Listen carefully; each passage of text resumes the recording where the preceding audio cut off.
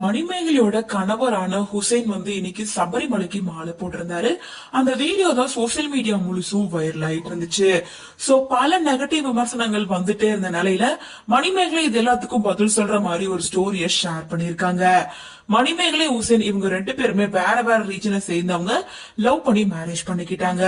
மணிமேகலை வீட்லயும் ஹுசைன் வீட்லயும் இவங்களை யாருமே அக்செப்ட் பண்ணிக்கவே இல்ல. இப்பதான் கொஞ்சம் கொஞ்சமா மணிமேகலை வீட்லயுமே பேச ஆரம்பிச்சிருக்காங்க. சோ ரெண்டு பேரும் வேற வேற மதத்தை சேர்ந்தவங்க அப்படின்னாலும் ஒன்னா கோவிலுக்கு போறது, ஹுசைன் கூட சேர்ந்து ரம்ஜான் செலிப்ரேஷன் பண்றது அப்படின்னு சொல்லிட்டு ரெண்டு பேருமே அவங்களுக்கு பிடிச்ச மாதிரி அவங்க லைஃப் ஸ்டைல வாழ்ந்துட்டு இருக்காங்க.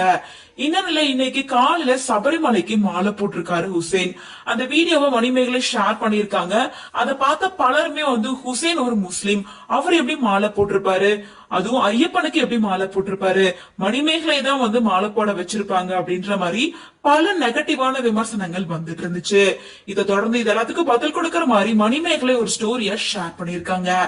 அந்த ஸ்டோரியில என்ன மென்ஷன் பண்ணிருக்காங்கன்னா, ஒரு பக்கம் ஹுசைன் மணிமேகலை ரெண்டு பேரும் கோவில் இருக்க மாதிரியும் ஹுசைன் சபரிமலைக்கு மாலை போட்டிருக்க மாதிரியான இமேஜ் ஷேர் பண்ணி, இன்னொரு பக்கம் ரம்ஜான் செலிப்ரேஷன் அப்ப மணிமேகலை ஹுசைன் கூட எடுத்துக்கிட்ட காஸ்டியூமையும் ஷேர் பண்ணிருக்காங்க. சோ அதுல என்ன மென்ஷன் பண்ணிருக்காங்கன்னா, couples who respect each other religions அப்படின்னு சொல்லி மென்ஷன் பண்ணிருக்காங்க.